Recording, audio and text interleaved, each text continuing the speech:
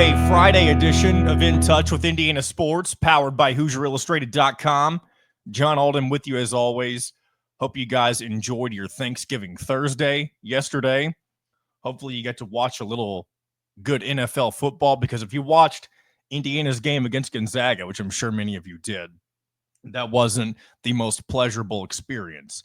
Neither was their opening game against Louisville, for that matter. And we'll get into some Indiana basketball stuff here in a second. Just want to give you a quick rundown on how today's show is going to work. And I'll just, because I love to be transparent, sometimes maybe a little too transparent, this is how today's show is going to work. This is the final segment of the show that I'm recording. I already recorded an interview with Derrick Jackson. He's going to come on today and talk about Indiana football in the old Oak and Bucket game, former Indiana Hoosiers defensive back under Bill Mallory. Appreciate him stopping by and giving me a few minutes of his time to talk about the Hoosiers football team. Good conversation, and I look forward to sharing that with you all. Also, I recorded the Pick'em segment already, and the reason I'm even mentioning that right now is because I reference a time of day, sort of. I reference that a game that I'm talking about between Minnesota and Wisconsin. You know, it's when I recorded that segment, it hadn't started yet. But by the time this gets released, I believe around 3 p.m. we'll release this. That game will long be over. So, very weird way we're recording today. Then I've also got a second Thanksgiving event to attend to be at today. So this also might be a shorter iteration of the show. That remains to be seen. But this segment, I'm going to react primarily to what happened down in the battle for Atlantis for Indiana basketball. Not just the bad stuff, the good stuff as well. There was a little bit of both. Primarily bad, if we're being honest, though. Let's just take it game by game, shall we? We'll start with the ugly. It's going to be the ugly, the bad, and then the good. It's kind of the opposite of what normally happens whenever you put those three words together, right? The ugly was game one. Indiana versus Louisville in the opener for the Battle for Atlantis. It's about as horrendous of a performance as you could have imagined for Indiana. And for me personally, as somebody who lives in the city of Louisville and works in the city of Louisville and has friends and family, colleagues who are fans of Louisville, that was painful for me to watch in all facets. I did not. Now, it would have been one thing to have Indiana lose that game, but, you know, there'd be a lot of fight. It'd be competitive. And then at that point, you can just chalk it up to, okay, shout out to Pat Kelsey. He's got Louisville doing pretty good right now. That's still the case, but Indiana did not look like they even belonged on the same court as Louisville in that game. Basically, from midway through the first half onward, that game felt like it had been decided. And it was definitely, as you heard in the post-game reaction show or wrap-up show with Kyler Staley and I back on Wednesday, definitely the worst performance we'd seen from Indiana since the Auburn game last year. But the good news is it can't get worse than that, right? So let's advance to the Gonzaga game.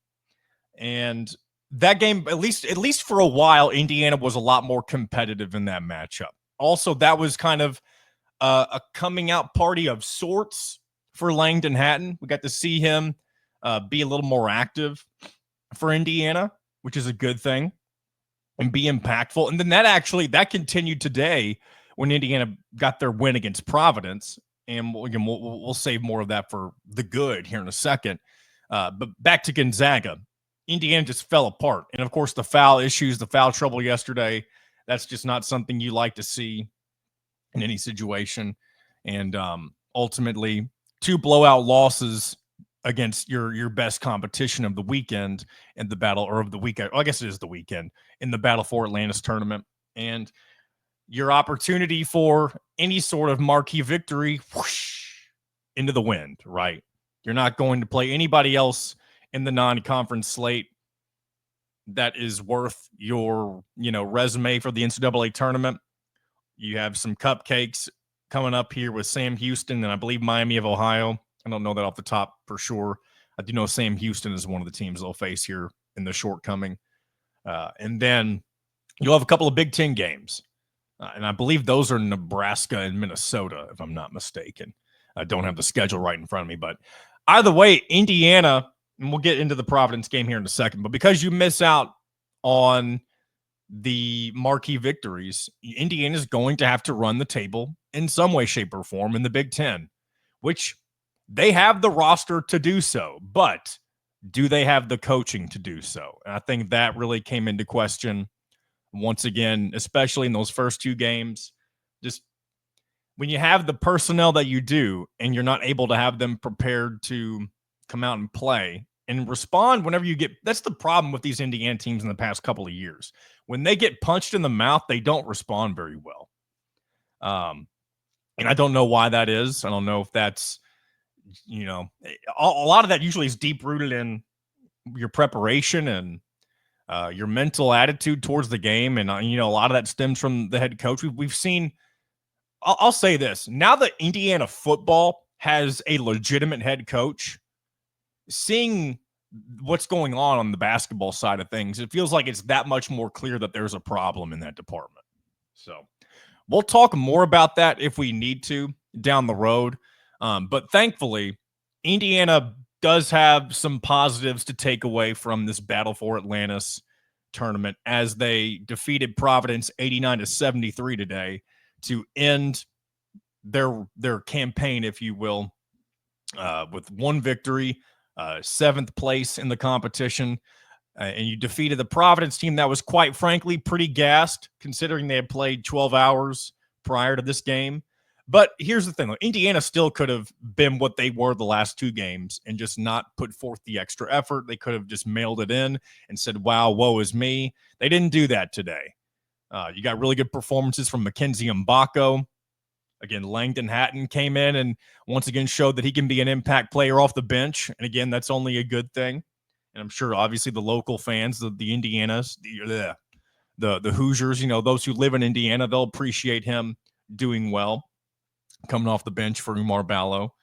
And the effort was just a lot more visible to see today, right?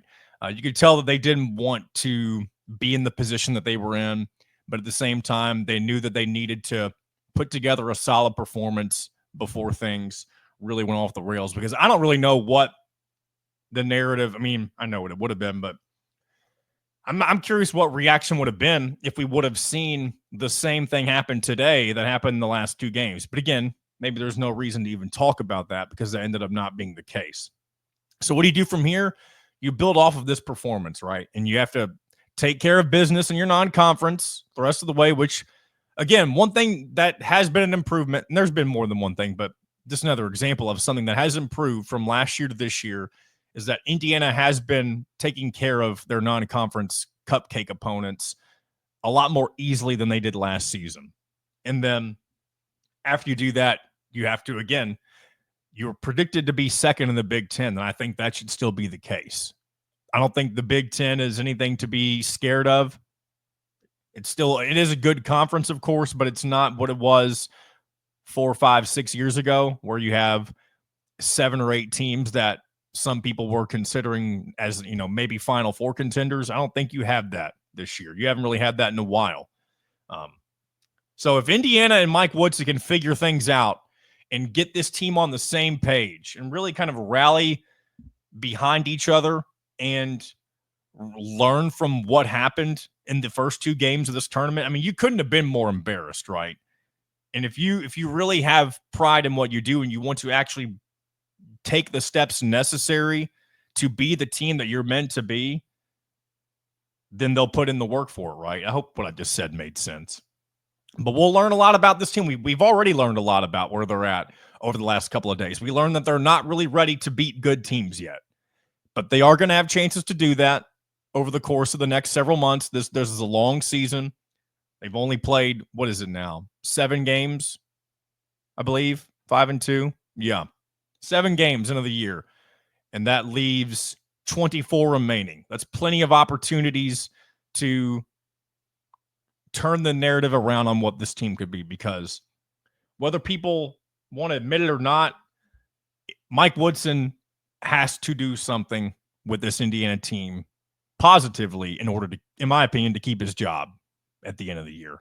And I think how much he wants to be able to keep that job will depend on how well this team does. You know, if this team ends up mailing it in midway through the season, then we'll know where he stands and, you know, and where he cares about it, right? And I don't want to sit here and try to question how much he cares, because I know he's a former player and I know he has pride in this program, but he is somebody who has been doing this for a long time, right? And I don't even want to get into the weeds of some of the things that happened over the offseason when it comes to, you know, remember the I'm about ready to go down a path I don't want to go down, and so I'm not going to do that right now. What we'll do is we'll just continue to see what happens moving forward, and I'm sure that transition was not the most as smooth as it could have been, because for some reason my brain was wanting to take me down a path that would not have been good. But thankfully I did not do that. Maybe it wouldn't have been that big of a deal. But I tend to overthink things sometimes, if you haven't figured that out by now. But Indiana basketball back on the winning side of things. They win 89-73. Plenty of things to build off of. But will they do that? That remains to be seen, of course. But they have plenty more games in front of them to turn this thing around and hopefully avoid some more embarrassing losses to good teams throughout the season. Show that they want to be competitive in those types of matchups. So let's go ahead and transition now into some Indiana football talk, shall we? Got a good conversation with Derrick Jackson to preview Indiana football versus Purdue for the battle for the Old Oaken Bucket. And who'd have thought we'd be more excited for a football game than the basketball team right now? At least usually I like to be excited about football. But I would say the majority of Indiana fans by this time of year have checked out a football season. And thankfully, it's not the case this year, and hopefully for years to come. So going to bring on Mr. Derrick Jackson to talk about the game. And without further ado, welcome in Mr. DJ, former Indiana Hoosiers football defensive back. Joining me now is former Indiana Hoosiers football defensive back, Derrick Jackson. Happy Thanksgiving. Welcome into In Touch with Indiana Sports, my friend. Man, thanks, John. Hey, I'm happy to be here, man. Thank you, and happy Thanksgiving as well. It's been a heck of a whirlwind of a season, of course, for Indiana football. And for somebody like you, I want to start off just kind of getting your thoughts on just what the ride has been like as somebody who was a part of one of the more successful eras of Indiana football under Bill Mallory, seeing everything kind of turn into what it's turned into with Curt Cignetti in year one. What has this season been like for you, seeing everything play out the way that it has?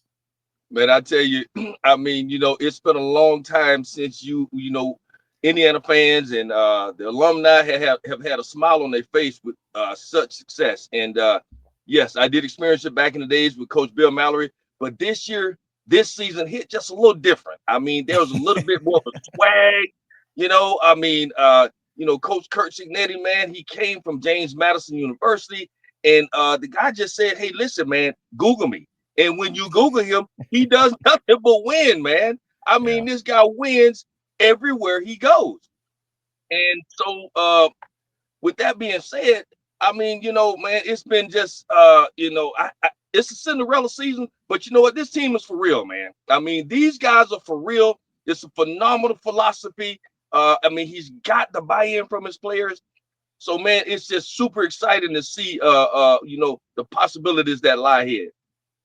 Yeah, you mentioned it kind of being a Cinderella season. I think a lot of Indiana fans, like they probably see it the same way, but I think the ultimate hope is that this isn't just a flash in the pan. This is only the beginning. And of course, we know that Curt Cignetti's now been given a new contract that takes him all the way up to 2032, going to make $8 million a year beginning next season.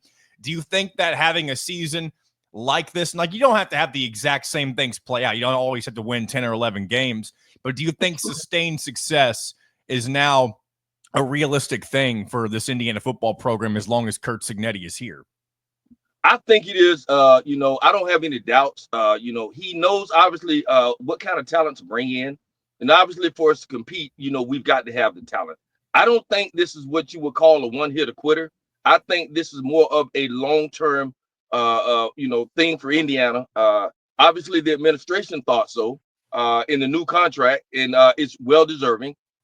So I think if Coach Curt Cignetti continues to do what he does, he fine tunes.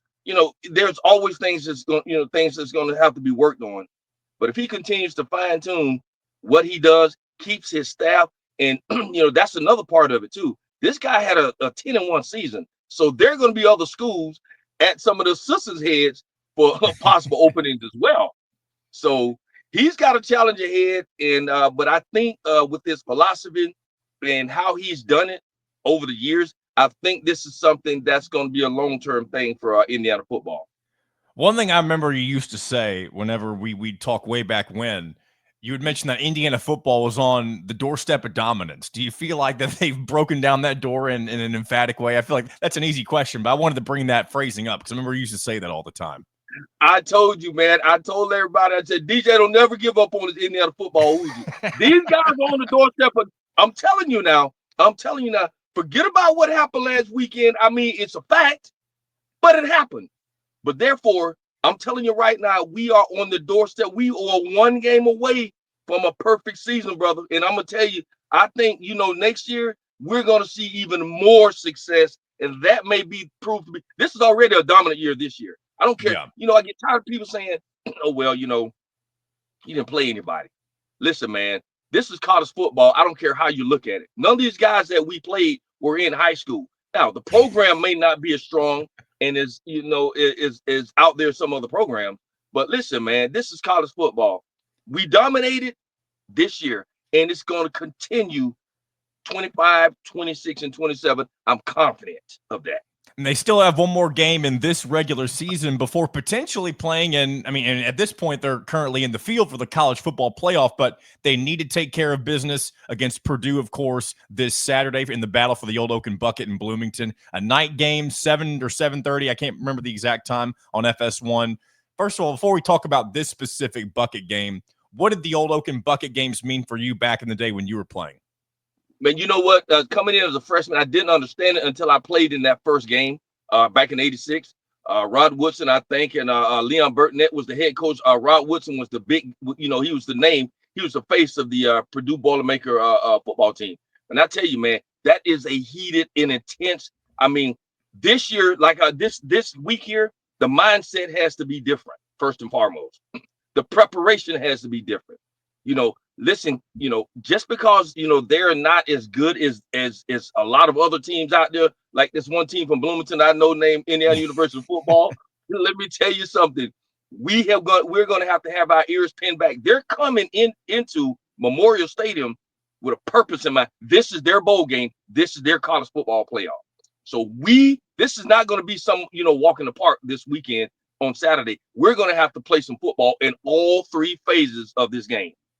Yeah, and that's a couple things you mentioned there. All three phases. Special teams was probably the biggest issue last week when Indiana faced Ohio State. That was really kind of the kicker that made things nearly impossible for Indiana to come back. You had the drop catch by the punter, by James Evans, that unfortunately set up a touchdown for Ohio State, and then you gave up a punt return touchdown. So, yeah, you definitely want to fix those special teams gaps. And then you mentioned for Purdue, this kind of being their bowl game, their season. People call them the spoiler makers sometimes when they're in these scenarios and they want to try to ruin a team's season. And that's exactly what Purdue wants to do, because outside of wanting the Old Oaken Bucket, they would love to ruin Indiana's chances to be in the first ever 12-team college football playoff, of course. Absolutely, man. I mean, again, this is a heated rivalry, a really big rivalry, and it's a historical rivalry. So, they're going to come in here and they're going to try to ruin things. They're going to try to expose Indiana, and Indiana football. And Indiana's going to have to do their best to be on their P's and Q's on, like I said, in all three phases, because you can have two good phases of a game and have one bad one, and that can mean the difference between a win and a loss, or between a point differential, like we seen, last week, with Ohio State. Listen, last week, I'm telling you, man, Indiana could have won that football game. You know what? It started from our goal line stance that we had. I think it's like in the first quarter, and from then on, things just went downhill. But that's neither here nor there. We need to have our mind focused on not thinking about. I don't care about rankings. I don't care about any of those other things. I don't care about who's going to the pros. I don't care about postseason awards. Our focus needs to be this week on the Purdue Boilermakers coming into Bloomington to make things really bad for us if we don't play solid football in all three phases. Well, let me ask you this. You say rankings don't matter. And of course, for this particular game, you got to put all that behind you. But do you think at this point, now that we've seen the season that Indiana's put together, would it really, I think, in my opinion, it would be a disappointment if they don't make the college football playoff somehow. There are a couple teams behind them in the rankings that think they may be able to jump into the top 12, depending on what kind of wins they get in their final week of the regular season. So just kind of, what do you think? Would this still be considered a disappointment, big picture, if they weren't to make the 12-team field this year? No, I mean, you know what? To me, of course, yeah. I mean, our fans, our alumni are going to think, well, that was, something that should have, we should have been in the college football playoff. But listen, man, this season is not if we don't be in the college football playoff, this season will not be something that is going to waste. I think it's a great season. I think no matter what happens, we have done well, and next year we are going to capitalize, man. Yeah, I think that's going to be the ultimate test next season, because one thing I've thought about a few different times is because of the level of success that Curt Cignetti is having, and the fact that he's brought a lot of his staff along with him from each of his different stops along his head coaching journey. One thing that I expect to happen this offseason is for guys like Mike Shanahan, the offensive coordinator, Brian Haynes, the defensive coordinator, and maybe even guys like Tino Sunseri at quarterback, the quarterback coach. I think a lot of those guys are going to get offered bigger jobs with potentially bigger money. But I mean, I expect all of them potentially be offered coordinator and or head coaching positions because of the success Indiana has had. So if Curt Cignetti is going to have to kind of do some retooling of his staff next year, and on top of that, he's not going to be able to bring in his JMU guys next year. Now, maybe there's a couple of guys he's kept his eye on who were on his previous JMU team that stuck around at JMU for one more season. Maybe he'll remember those guys. But one thing that's going to be different for him next season, and I know I'm kind of jumping ahead here by doing this, is that he's going to have to kind of build a team and a staff in a different way that he's been, not only say hasn't been used to. He hasn't had to build a staff in a new team because he's always had those guys with him. Am I wrong? Right. Yeah, he's going to have some challenges, like I said, and maybe some of the guys will probably have graduated and moved on. Here's our couple of guys, but I think going forward, I think we're going to get some talent that we otherwise wouldn't have gotten if we hadn't had success this season. So we're going to get some talent coming in from the high school level and from other places that may want to transfer, and guys that may want to transfer and play for Coach Curt Cignetti from other programs we may not know about. And that's still an evaluation of talent when guys put their name in the portal. He knows how to put those pieces together. One thing that Coach Curt Cignetti knows how to do is put a puzzle together, and that's obvious from his success this year, brother. I mean, that's true. You don't win 10-plus games at Indiana by accident when there's not a single coach in the history of the program that hasn't been able to do that before. That's right. I mean, you know what? Hey, the Bill Mallory era was great. Coach Curt Cignetti has came in and has added to that and has put some distance between that in the Mallory era. I mean, we had the blueprint, but this guy had the blueprint and he had the potion. He had everything. And I'm gonna tell you something. People say, "Well, yeah, you beat Michigan." I mean, Michigan and Michigan State and Ohio State have traditionally been challenges for us. But you know what? We got 2 out of 3. Okay, that's it, and it's been a while since that has happened to beat two out of 3. Yeah.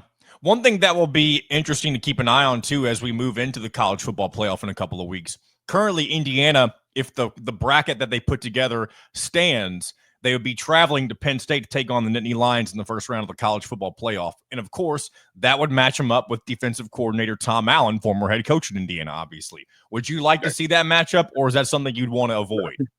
I love it, man. I love it. Let me tell you something. I don't care. Listen, man, if you got playmakers, like we do on Indiana football, Kamara, I mean, he is a playmaker. Yeah. Let me tell you something. I don't care what he has a sense of what type of football we play in the type of players. But Coach Curt Cignetti is a different breed, man. He's going to have to outcoach Coach Curt Cignetti. If that happens, he's going to have to outcoach Coach Curt Cignetti in order for them to be successful. But I'm gonna tell you something, man. I hate looking past Purdue, and I'm not one to look past no game. But I'm gonna tell you something. Once we take care of business, me and you will talk again. Because once we take care of business here and find out, brother, I'm gonna tell you, IU football, baby. I'm telling you, it's nothing like it, and I have enjoyed the ride.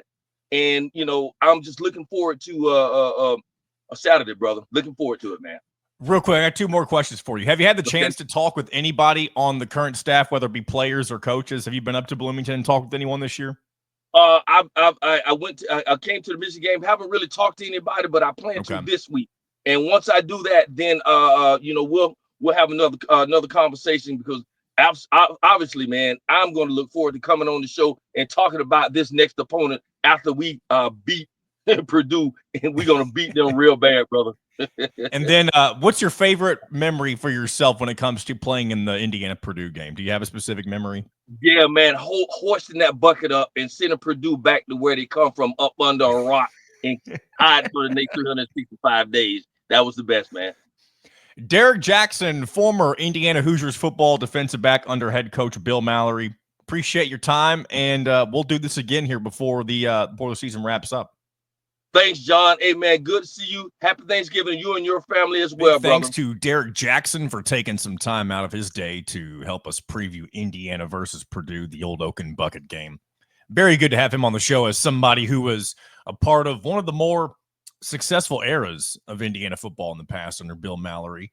And, what they're doing right now has surpassed that. But I'm sure for somebody like DJ, it's cool for him to be able to experience this level of success, knowing that previously, there hasn't really been anything like this before. And, now the sky is the limit, right, for where Indiana football could potentially go, not only this season, but in seasons in the future. So very happy to have had him on, and maybe we'll have him on. Like you say, he seemed excited, like he wanted to come on again. So we may reach out to him once again once Indiana gets to the college football playoff again, as long as they take care of business against Purdue this weekend. So looking forward to that. Let's move on to our college football picks of the week. The final regular season week in college football. Man, it's been a fun ride, right? This is it. This is where everything comes to fruition, right? Not just for Indiana, but like you find out who's going to make the Big Ten, or not even just the Big Ten championship, but the conference championships. We're 2 weeks away, right, from the college football playoff, the final college football playoff rankings. But I don't know the exact schedule. I know the opening round of the college football playoff is the 20th or 21st or something like that. So that is still a little bit less than a month away, but it's again still right around the corner, as is Christmas now that we are past Thanksgiving. So I guess a jolly early Merry Christmas to you, my friend. Don't really know where that accent came from, but hey, we do what we want here on In Touch with Indiana Sports. So with that being said, let's get into some of our college football picks of the week. I think I already mentioned last week, I had a good betting week, at least when it comes to wins versus losses, like games that I picked and things happening correct. But what didn't happen, I feel like I just explained that very poorly, but who cares, right? The ultimate thing with that is that none of the parlays hit. I was one leg away in each of my parlays last week from winning anything. So, but that's what happens when you parlay. You don't get credit for the ones you get correct because you need all of them to be correct. But as always, we continue to come back. And I am happy to say I've been in plus territory all year long with my betting.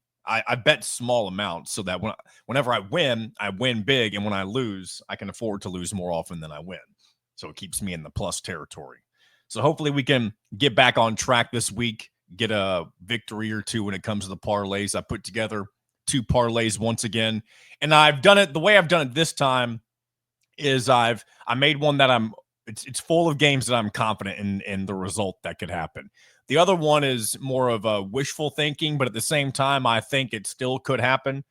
So we'll see. I'll reveal what those are as we get rolling. As always, I'll go through the Big Ten matchups, and if I'm betting on any of the Big Ten games, I'll let you know which ones those are, and then afterwards, I'll let you know between what's remaining on my betting list, what I'm taking. If you're interested, if you don't care, that's totally fine. I know that some of you don't really care for this segment, but this segment's more for me because I like doing it. And if you don't like this, then I'll see you Monday. We'll react to Indiana football and some Indiana basketball stuff next week. So, but if you like betting, if you like hearing it, and if you want to tail me or fade me, appreciate you sticking around for that. We'll also do non-revenue shout-outs before we wrap things up here on a Black Friday edition of In Touch with Indiana Sports, powered by HoosierIllustrated.com. All right, without further ado, let's start with the Friday games. We've got Minnesota versus Wisconsin on the road at Wisconsin, I should say. And this used to be the battle for the slab of bacon. And now this game, I believe they play for an axe, similar to, I think Michigan and Michigan State play for the Paul Bunyan Trophy or something. This is Paul Bunyan's axe. Maybe I have it backwards. Either way, this is a heated rivalry. It's been going on for a long time. This actually might be, I think I saw this the other day. I think Minnesota-Wisconsin might be the oldest FBS football rivalry that continues to be played. So if that's the case, and by the way, I'm recording this prior to when this is going to release, so I guess my pick here doesn't matter. I'm still going to share it, but I didn't realize this game was at noon today. When this show comes out, it's going to be 3 p.m. So I guess shame on me. I'm not betting on this one, so this one doesn't really affect anyone who may want to tail me or fade me. But how do I see Minnesota-Wisconsin going? Honestly, I don't know. That's why I'm not betting it. But it should be a fun game to watch. Of course, cold weather game. We're going to have a lot of cold weather games in the Big Ten this weekend, considering the low temperatures that have suddenly appeared here in the late fall season. But Wisconsin at home, fighting for bowl eligibility. Does that give them the edge? Minnesota has also looked really good the last several weeks, almost upsetting Penn State at home last week. If I were betting, maybe I'd take Minnesota. The spread's only -1, so maybe add that half a point if you want to add some extra juice to it, or just take money line, because it's not going to be that much of a difference when it's 1 point like that. So I'm taking the Gophers. And again, you all can make fun of me, because if this is wrong and you're listening to this as I'm talking about what might happen because the results already happened, feel free to make fun of me in the comments. That could be a good time, right? And then later on tonight, we have Nebraska at Iowa. I think they fight. They play for the bits of broken chair or something like that. I think that's their trophy. And Nebraska clinched bowl eligibility last week. Shout out to them for reaching that threshold for the first time in, I believe, 10 years. I cannot believe it's been that long since a program like Nebraska has made it to the postseason in college football. Of course, facing an Iowa team who is 1 win away from what I feel like is their baseline record as a program, which is 8-4. I feel like they can hit that almost each and every year. And that makes me want to take Iowa to win this game. They're favored by -3. I'm not betting on this one, but I feel like if I was just betting a winner here, I'd take Iowa to win. Not because of any reason other than, I guess, what I said earlier, get them to 8-4, right? No, but Iowa's been very inconsistent. It would not surprise me if Nebraska does pull this one off, especially with the momentum they have right now. But this is in Kinnick Stadium, and Iowa does defend that place pretty well. So, again, kind of similar to the other game. Either result would not surprise me. But if I were forced to choose a winner, I think I would stay with the Hawkeyes in this one. Moving on to the Saturday slate, Michigan at number 2 Ohio State. And now for Indiana fans, of course, you want to be rooting for both Michigan and Penn State to lose this weekend, and, of course, an Indiana victory in order for the Hoosiers to make it to Indianapolis for the Big Ten championship.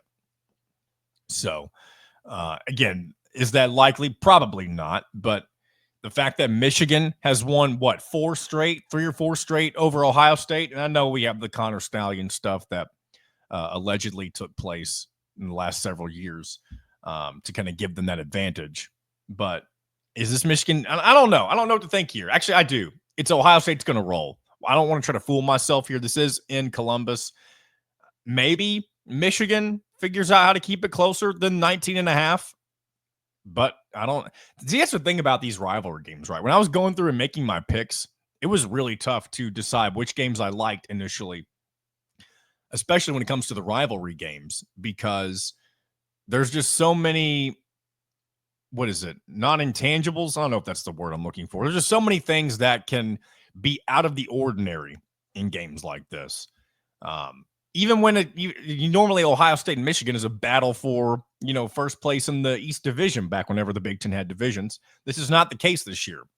This is Ohio State trying to make sure that they can solidify their spot in the Big Ten championship game for a rematch against Oregon, and Michigan trying to spoil that, of course. And Michigan's looked better the last few weeks. Of course, they gave Indiana a really good challenge. They dominated Northwestern, and I can't remember who they played. And was last week their game against Northwestern? It was. Yeah, they beat them 50-6. My gosh. So maybe if Michigan has hit their stride at the right time, maybe this game is closer than people would expect it to be. So who knows? I'm not betting it, like I said, but feel free to do what you want with that one. The next game I am betting, it's number 23 Illinois against Northwestern. For some reason said this was in never mind. For some reason when I initially looked at this, I thought this game was being played in Wrigley Field. And now it's looking like it's being played in the temporary stadium for Northwestern, which either way, I don't think it makes that much of a difference. But Illinois is favored by 7.5 points. I like Illinois to take care of that. They had a great win last week on the road against Rutgers. Northwestern, of course, just mentioned them getting ransacked by Michigan 50-6. And yeah, this is technically a home game for Northwestern, but what really is a home game for Northwestern right now? I mean, they play in one of the most obscure facilities, right? At this point in time during the college football season, or at least this season and next season, I believe.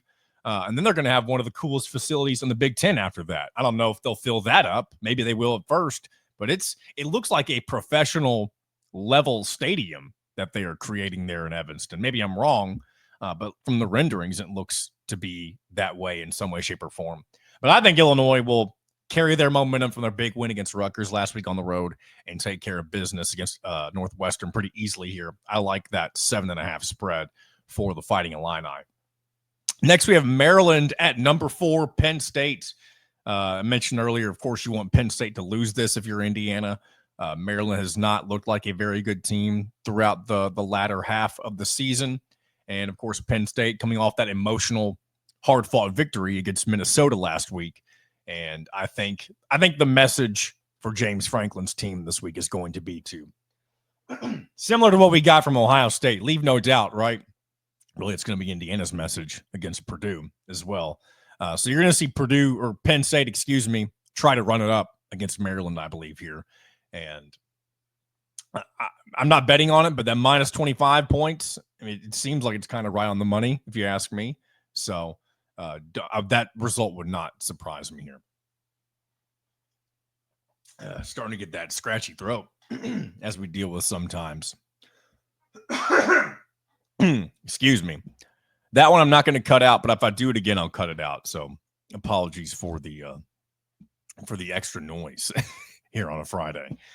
Another game I'm interested in seeing how it plays out is number 5 Notre Dame at USC because of course Notre Dame, the one thing that they have against them this year is of course their inexcusable loss to Northern Illinois, but because that happened so early on in the season, they've had the chance to show themselves that they are worthy of still being in the college football playoff. And not only that, they're number 5, so they're pretty high up there in the rankings.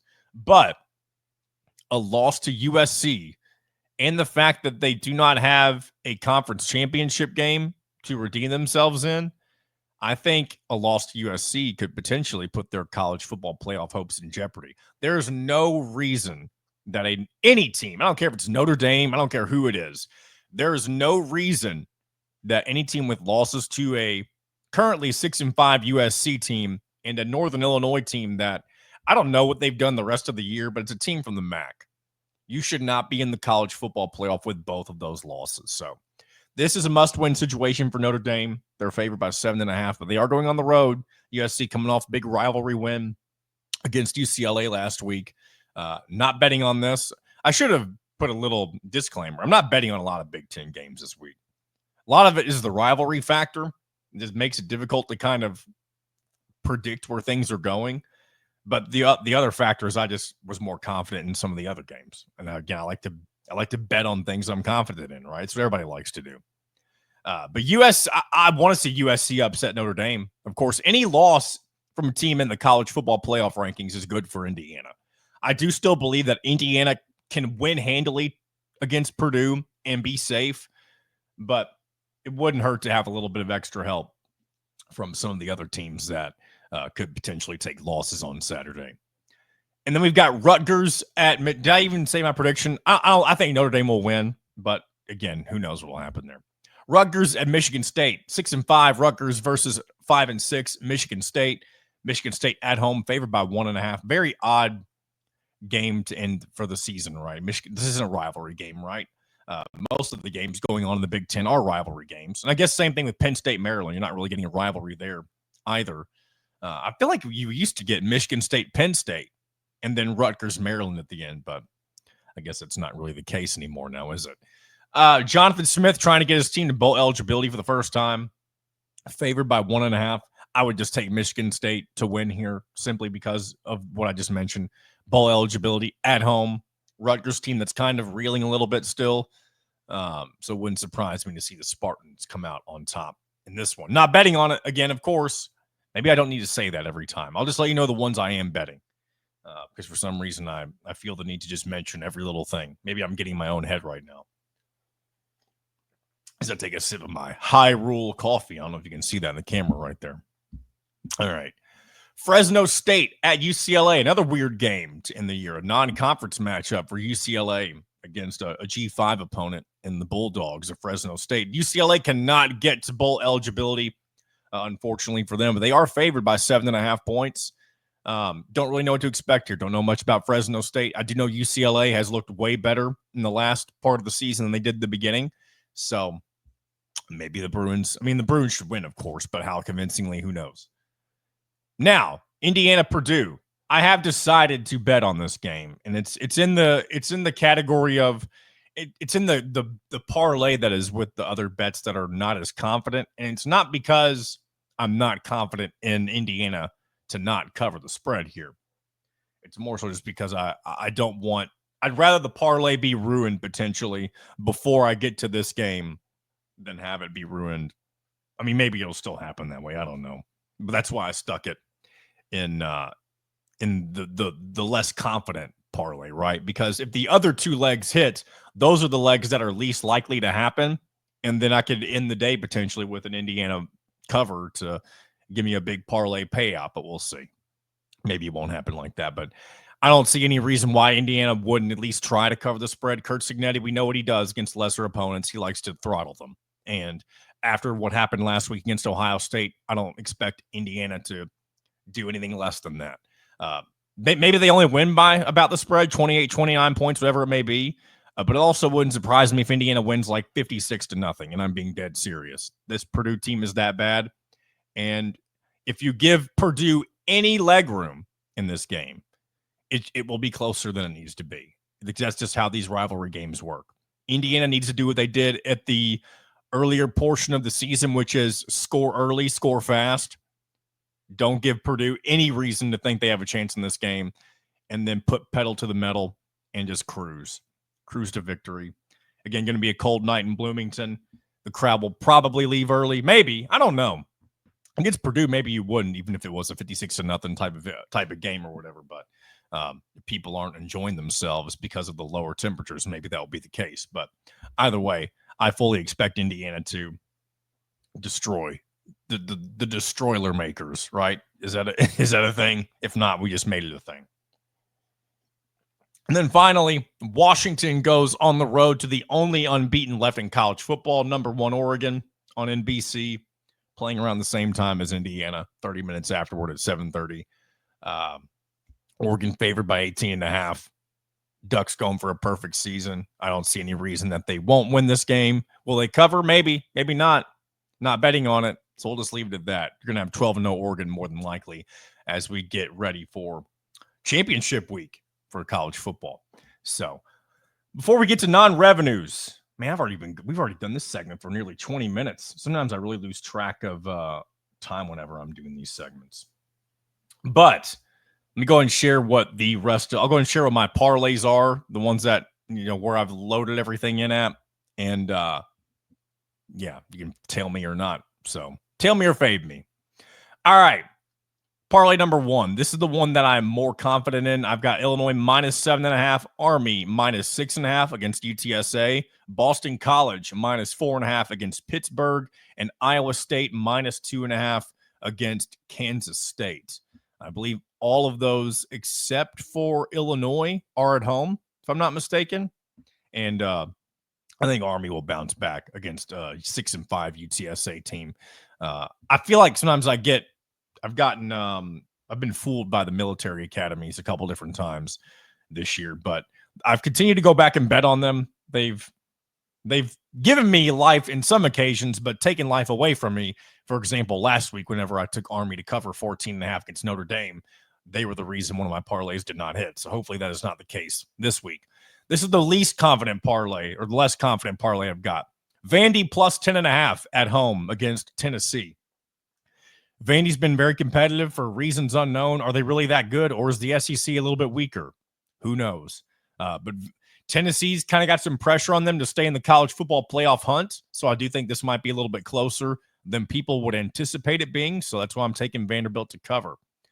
This is my crazy one. This is probably the craziest one I've got. I've got Syracuse money line at home against Miami, and maybe it's not that crazy because Miami can be a little shaky at times, but when you look at the spread, I'm trying to pull it up. Yeah, Miami's favored by 11 points.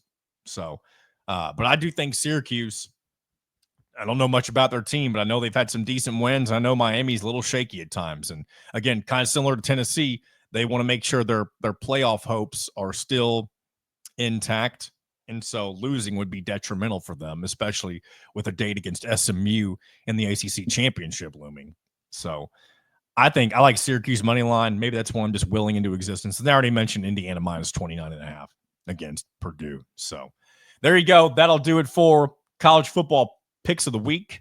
And we'll wrap things up here with a little bit of we'll shout out some of the non-revenues from the Indiana Hoosiers program. Starting off with men's soccer, nothing has changed with them since we last checked in. They most recently defeated Akron in their first game of the NCAA tournament. They will resume tournament play against number 3 Denver tomorrow at 4 p.m. in what I believe is the Sweet 16 of the NCAA men's soccer tournament. So check that out before you watch Indiana versus Purdue if you fancy yourself a little footy. So shout out to the Indiana men's soccer team for, again, attempting to make another deep run in the NCAA tournament. Women's volleyball back on the good side of things for the most part. They played 3 matches since we last checked in, I believe. They've swept UCLA 3-0 at home. Unfortunately, lost 2-3 on the road at Ohio State, and then followed that up with a win against Michigan 3-1 this past Wednesday. And then they will wrap up their regular season tonight, actually, against the Illinois Fighting Illini at home. You can watch that on Big Ten Plus if you want to check out the women's volleyball's final match of the regular season. And then with women's basketball, we mentioned they won their first 2 games in their iteration of the Battle for Atlantis. They unfortunately came up short in the championship game against North Carolina. And again, that was up back on Monday. Yeah, I say came up short. They got throttled. They lost by 30 points. So unfortunate the way things ended there, but they did leave with a ranked win against Baylor in the game before that. And of course, their opening victory against Columbia. They will return home this Sunday to take on Maine, the Maine Black Bears at Simon Scott Assembly Hall. And hopefully they can keep things rolling with some of their momentum, their positive momentum from the Battle for Atlantis, of course, outside of their championship loss to North Carolina. So that'll wrap it up for today's edition of In Touch with Indiana Sports. Appreciate you joining me. We'll be back on Monday to recap everything that happened over the weekend from Indiana football. We'll talk more about this Indiana basketball team that seems to have a lot of question marks still.